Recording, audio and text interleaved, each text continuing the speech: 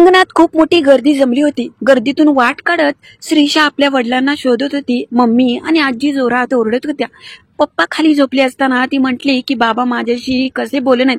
पप्पा मला एकदा बोला म्हणतात. जमलेले सगळ्यांनीच आरडाओरडा करायला सुरुवात केली. मात्र त्या 7 वर्षाच्या श्रीषाला माहिती नव्हतं की तिचे पप्पा आता कधीच तिला बोलणार नाहीत. तिचे पप्पा कायमची तिला सोडून या जगातून निघून गेलेत. ही दुर्दैवी घटना नवे पारगाव येथील सागर शिंदे यांच्यासोबत घडली. त्यांची पत्नी बीना आणि मुलगा अंश 10 वर्षाचा आहे. मुलगी श्रीषा 7 वर्षाची आहे. नवे पारगाव येथे ते राहतात.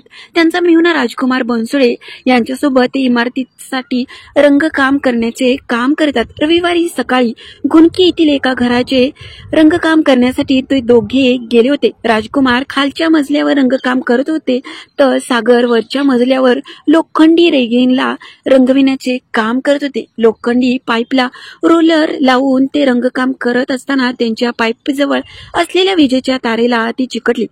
काही वेळ तो तिथे चिकटून राहिला. शेजाऱ्यांना हा प्रकार लक्षात येताच विजेचा प्रवाह बंद करून त्यांना खाली उतरवण्यात आलं.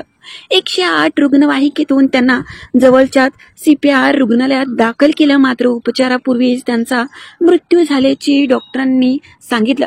मेहुणा राजकुमार यांनी माहिती घरी कळवताच सागरची पत्नी, तिची आई आणि 7 वर्षांची चिमुकली श्रीषा CPR मध्ये पोहोचले. पतीचा मृत्यू झाल्याने समजताच बिना यांचे हातपायच गळाले. आईने हंबरडा फोडला. चिमुकली श्रीषाची नजर तिच्याच वडिलांना शोधत होती. आई आणि आजीचा रडताना आवाज पाहून तिला पण हुंदकावरत नव्हता. शेवटी त्या गर्दीमधून वाट काढत बाबा कुठे आहेत, माझे बाबा कुठे आहेत, मला त्यांना पाहायचंय, बाबा माझ्याशी बोला असं म्हणतात सगळ्यांनीच हंबरडा फोडला.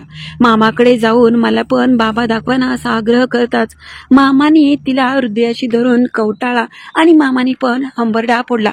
या दुर्दैवी घटनेने या शिंदे कुटुंबावर दुःखाचा डोंगरच कोसळ आहे.